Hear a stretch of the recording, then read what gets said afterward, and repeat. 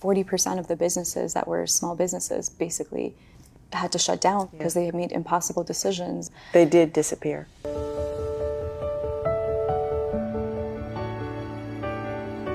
Hi, nice to meet you. Nice to meet you too. Sophie. Sophie, I'm Gina. Nice Great to meet you. You look beautiful. Thank you. I love your suit. Thank you.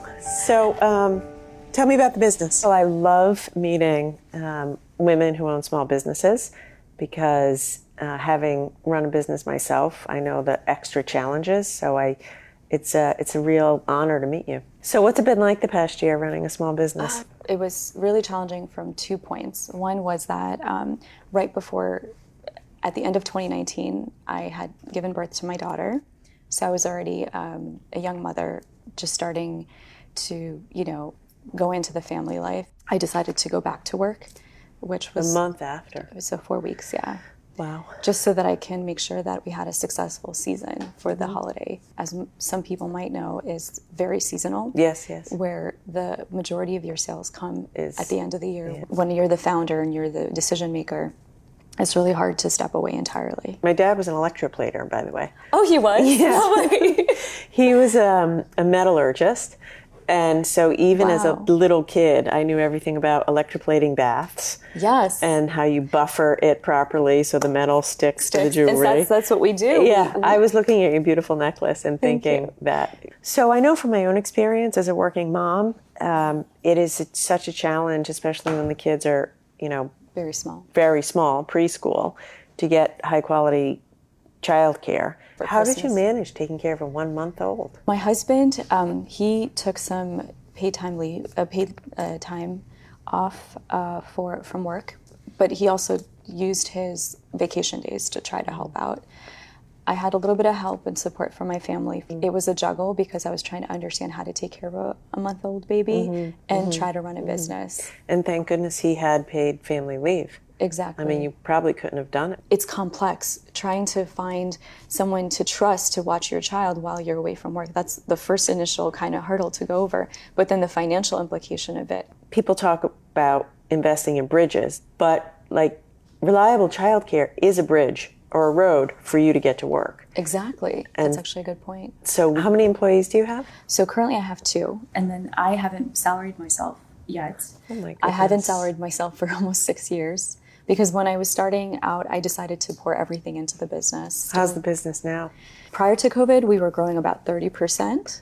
That's exciting. Yeah, so that was really good. But when COVID hit, we saw a drop of almost 70%. So everything that we had worked for up until that point just kind of went away, evaporated. That is brutal. Yeah, and I had a really hard conversations with my staff because I told them, I said, I don't know how long this will take for things to get back to normal. Everybody was saying, oh, it's only going to be another month and then it's going to get back to normal.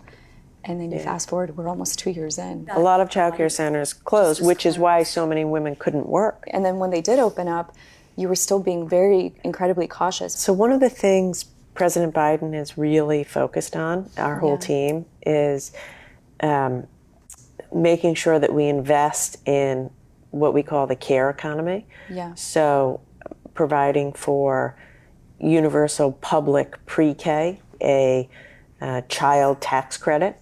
So folks like you could get a tax credit to help with the bills. And then also just really making sure we have the infrastructure to provide at-home care. You are the entrepreneur that we want to help and support. That's the basis of our economy. Most people are like, oh, you're a jewelry designer, but I'm more than that. I am, trying to build a community around and educate our consumer that it's important to support small, it's important to support local, and it's important to support made in U.S. Yeah. We, in the Biden administration, we're all about making things in America, creating jobs in America, in manufacturing, so people can make a living making things. Exactly, because you don't want to lose that art of jewelry making. Like the metalsmith that I work for, he's almost 70, 80 years old. Yeah.